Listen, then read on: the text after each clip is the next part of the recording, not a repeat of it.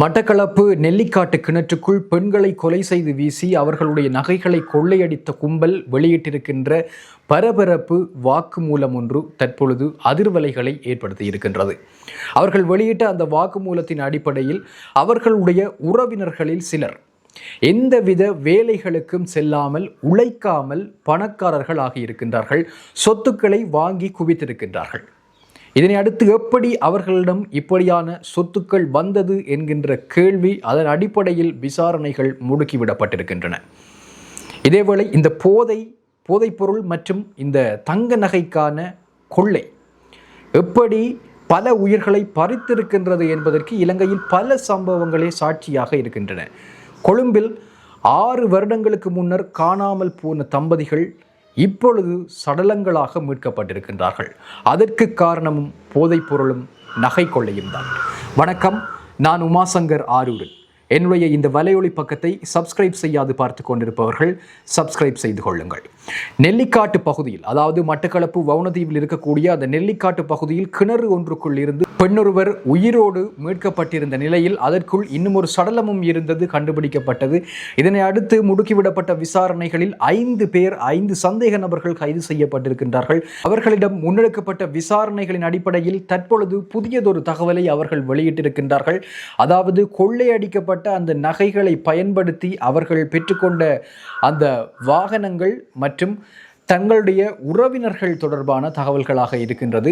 இந்த கொள்ளையடிக்கப்பட்ட நகைகளை அவர்கள் முதலிலே அடகு வைத்து பின்னர் அவற்றை மீட்டு பின்னர் மீண்டும் அந்த நகைகளை விற்று அதிலிருந்து வந்த பணத்தின் மூலமாக முற்பணத்தை செலுத்தி அந்த வாகனங்களை பெற்றிருக்கின்றார்கள். கிட்டத்தட்ட 19 பவுன் தங்க நகைகளை அவர்கள் விற்றிருக்கின்றார்கள். அதுவும் 50 லட்சம் ரூபாவுக்கு விற்றிருக்கின்றார்கள். தற்பொழுது தங்கம் விற்கின்ற விலையை நினைத்து பாருங்கள், ஒரு பவுன் எவ்வளவு லட்சம் ரூபாய்கள் விற்கின்றது என்று. அந்த நிலைமையில் அவர்கள் 19 பவுன் நகையை 50 லட்சம் ரூபாய்க்கு விற்று அதில் வந்த பணத்தின் மூலமாக இந்த வாகனங்களுக்குரிய முற்பணங்களை கட்டியிருக்கின்றார்கள். அதாவது தவணை கட்டண முறையில் தான் இந்த வாகனங்கள் பெறப்பட்டிருக்கின்றன. அந்த அடிப்படையில் அதற்கான முற்பணத்தை, இந்த பணத்தை பயன்படுத்தி அவர்கள் கட்டியிருப்பது தற்பொழுது வெளிச்சத்திற்கு வந்திருக்கின்றது. இதை தவிர அவர்களுடைய சில உறவினர்கள் திடீரென்று பணக்காரர்களாக இருப்பது தற்பொழுது விசாரணையில் வெளிச்சத்திற்கு வந்திருக்கின்றது. இந்த விடயத்தை அடுத்து அவர்கள் சில வாக்குமூலங்களை வழங்கியிருக்கின்றார்கள். இதனை அடுத்து அந்த உறவினர்கள் தொடர்பாகவும் தற்பொழுது விசாரணைகள் மேற்கொள்ளப்பட்டு கொண்டிருக்கின்றது. அவர்கள் எப்படி அந்த சொத்துக்களை சேர்த்தார்கள், அவர்களிடம் பல அசையா சொத்துக்கள், அசைகின்ற சொத்துக்கள் திடீரென்று குவிக்கப்பட்டுள்ளதாக தெரிய வருகின்றது. ஆகவே அவர்கள் தொடர்பிலும் இந்த கும்பலோடு, இந்த கொள்ளை கும்பலோடு அவர்களுக்கு தொடர்புகள் இருக்கின்றதா, ஏதாவது கொலை சம்பவங்கள் அல்லது கொள்ளை சம்பவங்களோடு அவர்களுக்கு தொடர்பு இருக்கின்றதா என்கின்ற கோணங்களின் அடிப்படையில் தற்பொழுது விசாரணைகள் முன்னெடுக்கப்பட்டு வருகின்றன. கிழக்கு மாகாண அந்த விசேட குற்றப்பிரிவு, அந்த குற்றப்பிரிவுக்கு பொறுப்பதிகாரி டி மேனன் அவர்களுடைய தலைமையில் மிகவும் உற்சாகமாக, விறுவிறுப்பாக இந்த விசாரணை நடவடிக்கைகள் இடம்பெற்று வருவதாக அறிய கிடைக்கின்றது. உண்மையில் இவ்வாறான கொலை நடவடிக்கைகள், கொள்ளை நடவடிக்கைகள் நடப்பதற்கு முன்பதாகவே தடுத்து நிறுத்தப்பட வேண்டும். அந்த அடிப்படையில் இந்த விசாரணைகள் துரிதமாக முடுக்கிவிடப்பட்டு குற்றவாளிகள் விரைவிலேயே தண்டிக்கப்பட வேண்டும் என்பதுதான் மக்களினுடைய அவாவாக இருக்கின்றது. பாருங்கள், இந்த போதைப் பொருளும் இந்த தங்க நகைக்கான வேட்கையும், ஒரு எப்படி சொல்வது, உழைப்பில் வராத காசு உடம்பில் ஒட்டாது என்று கூறுவார்கள். அது எவ்வளவு தூரம் சரியான ஒரு விடயம் என்று பாருங்கள். அவர்கள் உழைக்காமல் கொள்ளையடித்த இன்னும் வேறு நபர்களுடைய அந்த நகைகளில் வந்த பணம் அவர்களை எப்படி எங்கு கொண்டு வந்து நிறுத்தி இருக்கின்றது பாருங்கள். அவர்களை குற்றவாளிகளாக்கி கைது செய்வது வேறு விடயம், ஆனால் அநியாயமாக உயிர்களை பலியெடுத்திருக்கின்றார்கள் என்பதுதான் இங்கு துரதிர்ஷ்டமான விடயமாக அமைந்திருக்கின்றது. அதுபோல இந்த தங்க நகைக்கான இந்த கொள்ளை மற்றும் போதைப்பொருள் பாவனை இன்னும் ஒரு தம்பதியரை பலியெடுத்திருக்கின்றது. இது தென்னிலங்கையில் இடம்பெற்ற விடயம். கொழும்பு கிராண்ட் பாஸ் பகுதியிலே ஒரு சம்பவம் இடம்பெற்றிருக்கின்றது.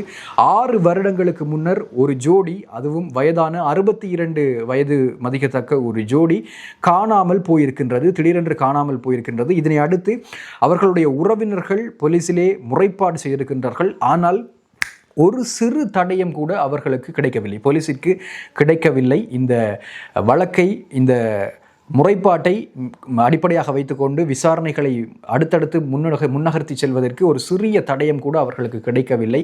அதனால் அந்த முறைப்பாடு அப்படியே முடங்கி போயிருந்தது 6 வருடங்களாக. ஆனால் தற்பொழுது ஒரு சிறிய ஒரு சம்பவத்தின் மூலமாக தூசு தட்டப்பட்டு விசாரணைகள் முடுக்கிவிடப்பட்டு ஒரு வீட்டிற்கு பின்னால் இருக்கின்ற பள்ளத்திலிருந்து அந்த முதியவர்களினுடைய சடலங்கள் தோண்டி எடுக்கப்பட்டிருக்கின்றன. அவர்கள் இந்த சடலத்தை தோண்டி எடுப்பதற்கு அடிப்படையாய் அமைந்த அந்த சம்பவம் இந்த தம்பதியரினுடைய சகோதரி ஒருவர், அதாவது இந்த கணவன் மனைவியில் அந்த மனைவியினுடைய சகோதரி என்ன செய்திருக்கிறார் என்றால், பக்கத்து வீட்டு அந்த தம்பதியர் வாழ்ந்த வீட்டிற்கு அருகில் இருந்த வீட்டில் வாழ்ந்தவர்களை அவதானித்திருக்கிறார். அதிலே ஒரு பெண்மணி தன்னுடைய சகோதரி அணிந்திருந்தது போன்ற ஒரு தங்கத்தோட்டினை அணிந்திருப்பதை அவர் அவதானித்திருக்கின்றார். இதுதான் அந்த திருப்பு முனையாக அமைந்த விடயம். இதனை அடுத்து அவர் கொழும்பு குற்றத்தடுப்பு பிரிவிற்கு முறையிட்டிருக்கின்றார். இந்த முறைப்பாட்டினை அடுத்து அந்த குற்றத்தடுப்பு பிரிவினர் மேற்கொண்ட விசாரணைகளில் இந்த சந்தேக நபர்களை, அதாவது அந்த அருகிலே வசித்து வந்த கணவன் மற்றும் மனைவியை துருவி விசாரித்திருக்கின்றார்கள். மேற்கொள்ளப்பட்ட பல மணி நேர விசாரணைகளின் பின்னர் அவர்கள் கொடுத்த வாக்குமூலத்தின் அடிப்படையில் அவர்களினுடைய வீட்டிற்கு பின்புறமாக இருக்கின்ற ஒரு பள்ளம் தோண்டப்பட்டது. அந்த தோண்டப்பட்ட பள்ளத்தில் இருந்து இந்த முதியவர்களினுடைய சடலங்கள் கைப்பற்றப்பட்டிருக்கின்றது. பாருங்கள், அவர்களும் போதைப்பொருள் பாவனைக்கு அடிமையானவர். அந்த கணவன் போதைப்பொருள் பாவனைக்கு அடிமையானவர் என்று கூறப்படுகிறது. கணவனுக்கு 46 வயது, மனைவிக்கு 48 வயது. அந்த கணவன் போதைப்பொருளுக்கு அடிமையானவர். அடிக்கடி அக்கம் பக்கத்தாருடன் அடிபாடு கைகலப்பில் ஈடுபட்டு வருபவர் என்றும் தெரிவிக்கப்படுகின்றது. இந்த அடிப்படையில் மேற்கொள்ளப்பட்டிருக்கின்ற விசாரணைகளில் இப்பொழுது வெளிச்சத்துக்கு வந்திருக்கின்றது இந்த விடயம். பாருங்கள், எவ்வளவு தூரம் துரதிர்ஷ்டவசமானதாக இருக்கின்றது இந்த சம்பவங்கள். அவர்களும் அந்த நகைகள், அதாவது பாருங்கள், அந்த தோட்டிற்காக அவர்கள் அணிந்திருந்த அந்த பணத்திற்காக அந்த கொலையை மேற்கொண்டிருக்கின்றார்கள். அதுவும் மிக கொடூரமாக அவர்களை கூரிய ஆயுதங்களால் வெட்டி அவர்களுடைய தலையை துண்டித்து பின்னர் அவர்களை அந்த இடத்திலே புதைத்திருக்கின்றார்கள். போதைப் பொருளும் இந்த தங்க நகையும் செய்திருக்கின்ற வேலையை பாருங்கள். ஆகவே நிச்சயமாக இந்த நாட்டில் இந்த போதைப் பொருள் ஒழிக்கப்பட்டே ஆக வேண்டும். இந்த கொள்ளை கும்பல்கள் அடியோடு ஒழிக்கப்பட வேண்டும். அதற்கான வேலை திட்டங்கள் இந்த அரசாங்கத்தின் கீழ் இடம்பெற்று வருகின்றது. ஆனால் முழுமையாக ஒரு பக்கத்தால் இடம்பெற்று வருகின்ற பொழுதிலும் இன்னொரு பக்கத்தால் சம்பவங்கள் இடம்பெற்று கொண்டுதான் இருக்கின்றன. ஆகவே இரண்டையும் சரியான அளவில் கண்காணித்து இந்த கொள்ளை சம்பவங்களை குறைப்பதற்கு தகுந்த நடவடிக்கைகளை போலீசார் தொடர்ச்சியாக மேற்கொள்ள வேண்டும் என்பது பொதுமக்களினுடைய மிகப்பெரிய ஒரு வேண்டுதலாக இருக்கின்றது. ஏனென்றால் அப்பொழுதுதான் பாதுகாப்பாகவும் நிம்மதியாகவும் சாதாரண பொதுமக்கள் வாழ முடியும் என்கின்ற ஒரு நிலைப்பாடு இருக்கின்றது. வவுணதீவு நெல்லிக்காடு சம்பவத்தை பொறுத்தவரையிலும் இதே விடயம்தான் அடிப்படை காரணமாக அமைந்திருக்கின்றது, போதைப் பொருளும் தங்க நகையும். ஆகவே இவ்வாறான சம்பவங்கள் முற்றுப்புள்ளி வைக்கப்பட்டால் தான் அது மக்களுக்கு நிம்மதி அளிக்கின்ற விடயமாக இருக்கும். நன்றி மக்களே, மற்றும் ஒரு காணொளியில் சந்திக்கலாம்.